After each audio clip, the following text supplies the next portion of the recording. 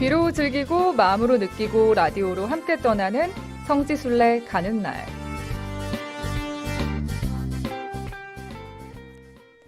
네, 성지순례 마음은 있지만 쉽게 나서기 힘드셨나요? 또 궁금하긴 했지만 어떻게 준비해야 하는지, 어떤 곳들이 있는지 막막할 때가 있었을 텐데요. 그렇다면 매주 금요일 이 시간 함께 해주시기 바랍니다. 이 시간에는 가톨릭 해외 성지와 국내 성지를 번갈아 가면서 소개해드리고 있고요. 오늘은 국내 성지로 떠나보겠습니다. 국내 성지 안내를 맡아주실 분 지금 함께 하십니다. 어서 오세요. 네, 안녕하세요. 평화를 빕니다. 평신도의 눈높이에서 친근하고 소박하게 여러분과 국내 성지 이야기를 함께 나눌 비아동 본당 조명순 글라라입니다. 네, 글라라 자매님과 함께하는 이 시간 보이는 라디오로도 지금 여러분 찾아가고 있습니다. 페이스북과 유튜브로 함께 해주시면서 저희와 성지순례 떠나보시죠. 자, 교황청이 승인한 서울 순례길 2코스 생명의 길을 걷고 있는데요. 지난 시간에는 포도청 순례길을 주로 걸어봤습니다, 자매님. 네, 기억나시죠? 네, 그럼요. 네. 오늘은 어디를 주로 함께 가볼까요? 네, 지난 시간까지 말씀하신 것처럼 포도청 순례길을 걸으면서 그 혹독한 형벌 속에서도 꿋꿋하게 하느님을 증거했던 분들을 만나보았는데요. 네. 오늘은 그분들이 이제 드디어 순교의 올교관을 받게 된 그 서소문 밖 네거리 순교 성지와 그 순교 성지 기념 성당으로 이 코스 마지막인 중림동 약현 성당까지 가보도록 하겠습니다. 가히 클라이맥스라고도 할 수 있겠습니다. 네, 이제 네. 그렇다고 볼 수 있겠는데요. 네. 지난 시간 마지막 순례지인 그 경기 감령터에서 약 950m를 걸으면 이 서소문 밖 네거리 순교 성지가 있습니다. 그 이 코스 생명의 길이 주로 포도청 순례길이었잖아요. 네. 그 포도청 순례길은 길가나 바닥에 설치된 그 표지석들만을 보면서 순교자와 증거자들을 기억해 보았는데요. 이제 이 서서문 밖 네거리 순교 성지에 도착을 하니까 이제 뭔가 그 포도청 순례길에서의 박해가 절정에 이른 듯한 느낌이 들더라고요. 네, 저희도 오늘 그 느낌 함께 느껴보겠습니다. 네. 지금 보이는 라디오 화면으로 이 코스 생명의 길 약도 보실 수 있고요. 이 파란색 화살표 보이시죠? 저희 서소문박 네거리 순교 성지부터 오늘 함께 걸어보겠습니다. 이 서소문박 네거리 순교 성지는 한국 최대 성인과 복자가 탄생한 곳이에요. 네, 그렇습니다. 서울시 중구 칠패로에 있는 서서문박 네거리 순교 성지는 한국 최대의 성인과 복자가 탄생한 곳입니다. 그 서서문은 옛날 그 성안에서 칠패시장으로 이렇게 통하던 문으로 일찍부터 사람들이 붐비던 곳이었는데요. 그 조선시대의 사형장은 많은 사람들에게 그 경각심을 주기 위해서 일부러 사람들의 왕래가 잦은 곳을 택했다고 해요. 네. 그 서서문박도 이런 이유에서 그 태종 때부터 서울의 주요한 형장으로 지정이 되었었는데요. 그리고 그 사직단 서쪽에 처형장은 그 사직단 서쪽에 두어야 한다는 그 서경의 가르침이 있었대요. 그래서 그 가르침과 그 최종 사형 판결을 내리는 형조나 의금부가 가깝다는 편의성 때문에도 형을 집행하는 장소로는 아주 적격이었다고 합니다. 네. 믿음을 굽히지 않았던 우리 순교자들은 그 포도청으로 끌려가서 1차로 문초나 형벌을 받은 후에 그 형조나 의금부에 이송되어서 사형 판결을 받고 그리고 형조에 옥인 전옥서에 갇혀 있다가 그 사령들에 의해서 끌려 나와서 이 형장으로 향하게 되었답니다. 네, 참 마음 아픈 곳인데요. 네. 이곳에서 가장 먼저 가봐야 할 장소가 순교자 현양탑이라고요. 네, 그럴 것 같습니다. 그 순교자 현양탑은 그 1984년에 이곳 그 순교자들 44위가 성인품에 오른 것을 기념하여서 세워졌었는데요. 1997년 서서문 공원 재개발과 함께 철거가 되어서 그 1999년 5월에 3년 동안의 작업 끝에 지금의 새 순교자 현양탑이 완성되었다고 합니다. 네, 지금 화면으로 순교자 현양탑 볼 수 있습니다. 이 네. 순교자 현양탑이 상징하는 의미들도 많다고요. 네, 이 순교자 현양탑은 그 44위의 성인뿐만 아니라 그 이곳에서 진리를 증거하다가 희생된 그 수많은 유명, 무명의 순교자들의 넋을 기르고 있는데요. 그 현양탑의 전체적인 주제는 주님의 행복선언 가운데서 복되어라 의로움에 목마르고 굶주린 이들이라는 마테오복음 5장 6절의 말씀으로 그 현양탑 정면에 새겨져 있습니다. 네. 그리고 이를 중심으로 그 세 개의 탑이 우뚝 솟아 있는데요. 이것은 조선시대 형틀로 쓰여진 칼을 형상화한 것으로서 그 세 개의 칼의 원형 틀에서 각각 흘러내려오는 7개의 선이 내려오고 있거든요. 네. 그래서 그거는 그 순교를 통한 하느님의 은혜, 즉 칠성사를 상징하고 있다고 합니다. 지금 보이는 라디오 화면으로 네. 보니까 진짜 형틀을 이렇게 상징하고 네, 있네요. 네. 그렇게 보이고 있고요. 그다음에 그 중앙 하단에 그 청동 조각이 있는데요. 네. 그 참혹한 순교의 그 형장을 형상화한 곳입니다. 근데 십자가에서 내려오는 순교자들의 모습은 예수를 품에 안은 성모님과 같이 십자가에서 내려오는 순교자를 오늘의 우리가 품에 받아들여야 함을 의미하고 있다고 하고요. 또 그 주탑을 중심으로 해서 왼쪽 탑에는 44위의 성인들의 명단을 새겨 놓았고요. 네. 오른쪽 탑에는 54위의 순교자 명단을 기록하고 있어서 이곳의 역사를 현장화하였다고 합니다. 그리고 탑 아래에 지금 화면에서는 정확하게 보이지 않는데요. 네. 그 물속에 잠긴 수천 개의 조약돌들이 있어요. 근데 이곳에서 순교한 수많은 익명의 순교자를 상징하고 있는데요. 이 물속에 비친 탑을 통해서 그 죽음을 극복하고 부활한 생명의 이미지를 극대화한 조각품이라고 합니다. 이 순교자 현양탑에 이렇게 많은 의미가 네. 새겨져 있는 줄 몰랐습니다. 또 이곳이 잔인한 형벌을 받고 순교한 그 터지 않습니까? 네. 신앙 선조들의 이런 희생을 새겨보면서 그랬기에 우리들의 지금 신앙의 뿌리가 더 굳건하고 단단해지지 않나 싶어요. 네, 맞습니다. 1784년 그 한국 천주교회가 창설된 이후로 100여 년 동안이나 박해가 계속되면서 한국 교회는 전국적으로 1만 명 내외의 순교자가 탄생했는데요. 이 서서문박 형장에서도 그 수를 헤아릴 수 없을 만큼 많았다고 네. 해요. 서서문박 형장이 한국 천주교회 역사 안으로 이렇게 들어오게 된 것은 1801년 신유박해 때부터인데요.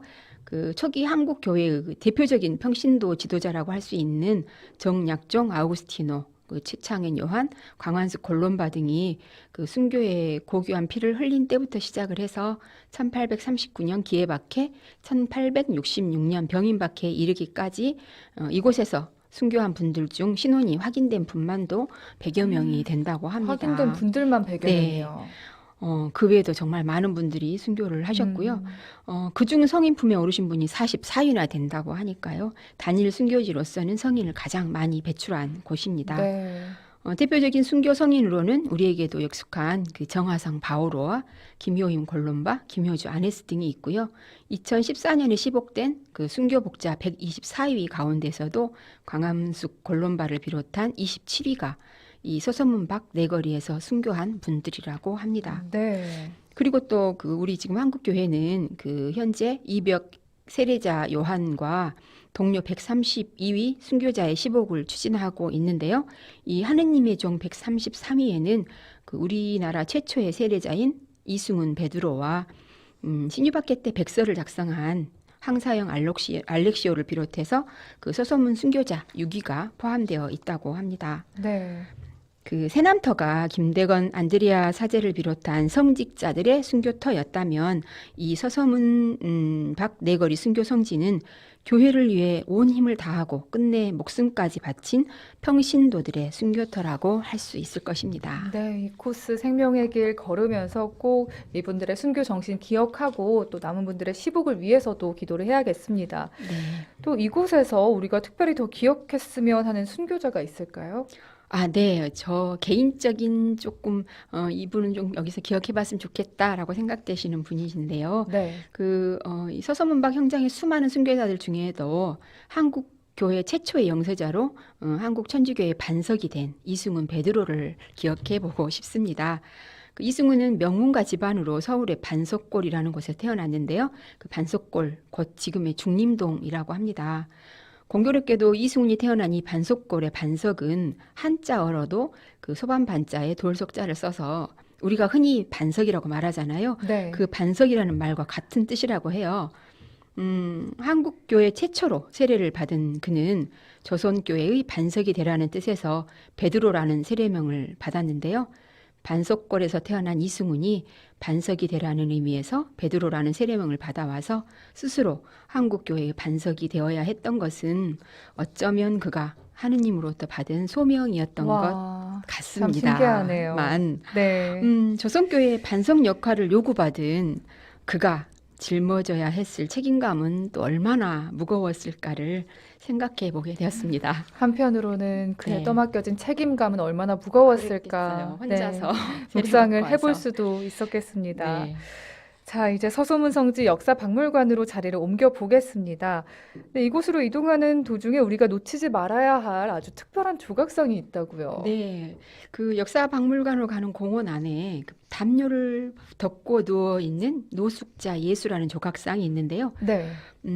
얼굴과 몸에 담요를 덮고 있어서 멀리서 보았을 때는 누구를 타고 있는지를 잘 몰랐는데 가까이 가서 발등에 있는 선명한 못자국을 보고서야 아, 예수님이시구나 하고 알 수 있었습니다. 지금 화면으로도 볼 수 있는데 네. 정말 그러네요. 그렇죠. 네. 멀리서 볼 때는 저분이 누구를 이렇게 표현하고 있는지를 잘 몰랐었는데요. 네. 이 노숙자 예수 조각상은 예수님이 가난한 자를 얼마나 긍휼히 여기셨는지 그리고 또 얼마나 같이 고통받고 있는지를 표현한 캐나다 작가인 그 티모시 슈왈츠의 작품이라고 합니다. 어르신 한 분이 그 이 못자국이 선명한 예수님의 발을 손에 서로 얹고요. 오래도록 기도하고 계셨던 모습이 지금도 눈에 선하게 남아 있습니다. 네. 걷다가도 잠시 멈춰서 우리 네. 신앙인들의 자세가 어떠해야 할까 묵상해 볼 수 있을 것 같습니다. 자, 그럼 이제 저희 서소문 성지 역사박물관으로 이동해 볼 차례죠. 네, 그렇습니다. 그 교회사뿐만 아니라 한국사에서도 중요한 장소인 이 서소문방 내거리 순교 성지가 그동안은 그 쓰레기 재활용 처리장과 청소차 주차장 그리고 노숙인 생활 공간으로 사용되고 있었다고 합니다. 네. 이런 상황을 마음 아파하던 서울대교구는 2011년에 문화체육관광부와 서울시 그리고 중구청에 서소문박 역사유적지 관광 자원화 사업을 제안한 결과로 지상에는 서소문 역사공원이 조성이 되었고요. 또 지하에는 서소문 성지 역사박물관이 조성이 되어서 2019년 5월 그 서소문박 내거리 순교성지 축성 미사를 봉헌했다고 합니다. 네. 이 서소문 성지 역사박물관의 MI는 한글을 모티브로 해서 그 서소문의 자음인 시옷 미음이 한 줄기로 연결되는 이미지로 표현을 하고 있는데요. 하늘과 사람 그리고 땅의 조화를 나타낸 디자인으로 첫 번째 시옷은 공원을 산책하는 사람들을 그리고 두 번째 시옷은 대지의 길을 걷는 순례자를 상징하고요. 마지막 미음은 순교의 정신을 간직한 성지를 상징한다고 합니다. 지금 화면에 왼쪽 그 아래쪽에 있는 것이 네. MI입니다. 볼 수 네. 있습니다. 네네. 시옷과 시옷 미음이 합쳐진 모습 볼 수 있고요. 네. 이 서소문 석지 역사박물관, 박물관 내부도 좀 살펴봐야겠죠. 네, 박물관 내부에는 두 개의 전시실과 기획 전시실에서 그 다양한 볼거리와 즐길거리를 제공하고 있는데요. 각종 조형물과 예술 작품들이 참 많았습니다. 그리고 서소문박 형장에서 희생한 순교자들을 상징하는 그 세 개의 못이라는 조형물이 있는데요. 그 조형물을 보면서 예수님과 닮은 순교자들을 생각해 볼 수 있는 시간이었습니다. 그리고 콘솔레이션 홀이라는 좀 독특한 공간이 있었는데요. 네. 위로, 위안, 위무를 뜻하는 콘솔레이션 홀은 박물관을 찾은 관람객들에게 위로를 안겨주는 공간으로 특별히 만들어졌다고 그런 합니다. 공간도 있군요. 네. 그리고 하늘광장이라는 특별한 공간도 있었는데요. 네. 지하 3층에서 지상의 공원까지 지붕 없이 뻥 뚫려 있는 하늘광장이에요. 네. 지금 화면에 중간에 있는 그곳인데요. 지금 화면에서 볼 때는 이렇게 하늘이 안 보이지만 위로 쳐다보면 하늘이 바로 보이는 근데 공간이거든요. 가장 밝아서 되게 빛이 많이 들어와 보여요. 네, 그렇습니다. 그 땅과 하늘이 소통하는 그 서소문박 내거리 순교성지 공간 개념을 가장 잘 드러내는 장소로 그 나와 다른 타인의 사상과 신앙을 인정하고 존중하는 평화와 공존을 의미하는 자유의 터로서 다양한 공연이나 예술 행사가 이루어지는 문화 공간이랍니다. 지금 화면에서 보는 것보다는 굉장히 넓은 공간이 저기에 있습니다. 네, 이 네. 모든 설명들 듣고 나니까 역사 박물관 가면은 우리가 뭐 누구에게든 설명해 줄 수 있을 것 같습니다. 네. 자, 그리고 성지순례에서 빼놓을 수 없는 장소가 바로 성당일 텐데요. 이곳에서 정화상 기념 소성당도 만나볼 수 있다고요. 네, 그렇습니다. 제가 이곳에서 무엇보다도 이렇게 위로를 받았던 공간은 현대적이면서도 예술적인 감각으로 세련되게 꾸며져 있는 그 박물관의 전체적인 분위기와는 조금 사뭇 다르게 아담하게 꾸며져 있는 정화상 기념 소성당이 있었는데요. 네. 순교자들을 위해서 매일 미사를 봉헌하고 있다고 합니다. 그리고 이 소성당 한쪽에 그 초를 봉헌할 수 있는 자그마한 공간이 마련되어 있었는데요. 네. 한복 차림의 성모님이 이게 예수님의 머리를 안고 계시는 소박한 조각상이 있었습니다. 네. 그리고 그 조각상을 보면서 이곳에서 참수당한 순교자들을 끌어안고 계시는 듯 했어요. 성모님께서요. 그걸 아, 생각하니까 가슴이 뭉클해졌습니다. 한복 차림의 성모님 그 조각상 지금 보이는 라디오 화면 오른편에 네, 네, 나가고 그렇습니다. 있습니다.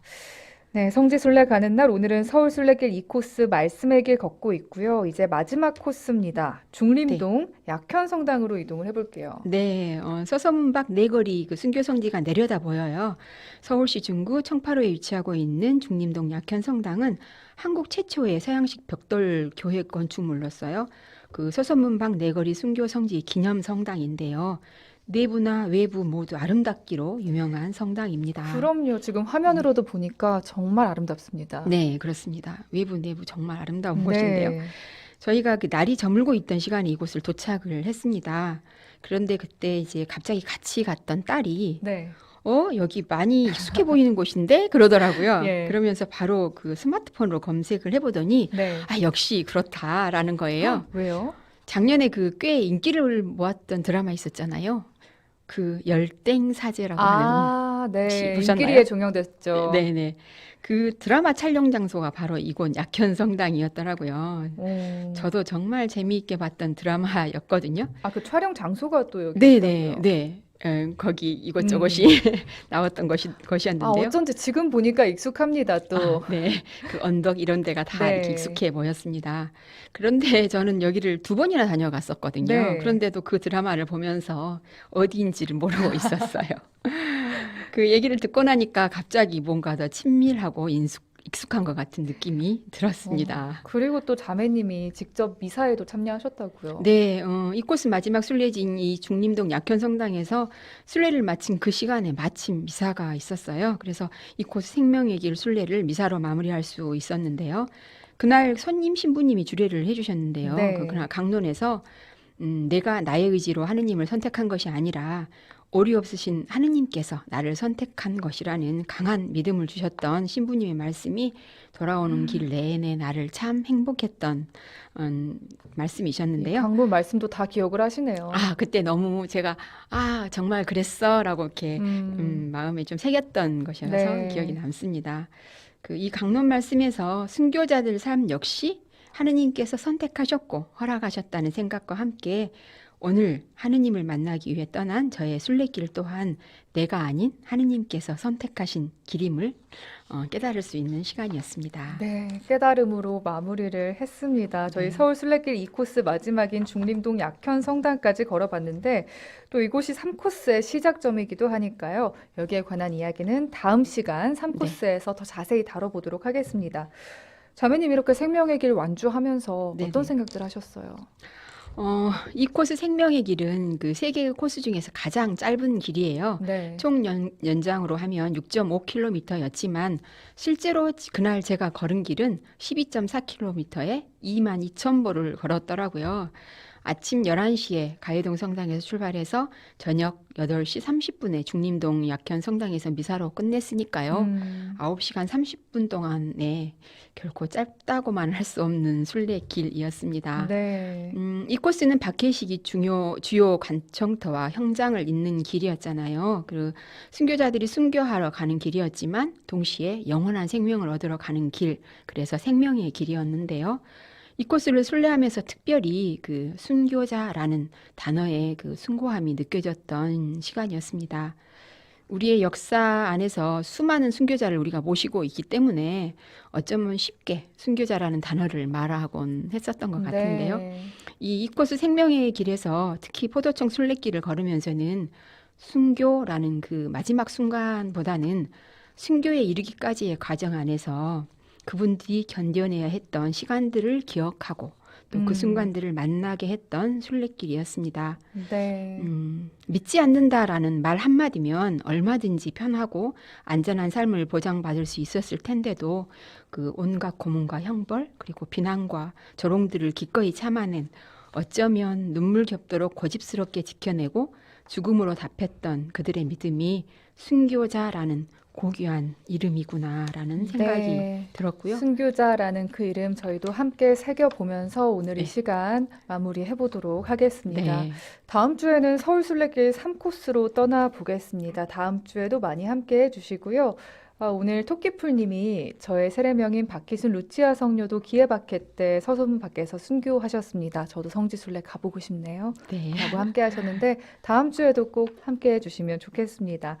자, 비아동 분당 조명순 글라라 자매님과 함께 했습니다. 감사합니다. 네, 감사합니다.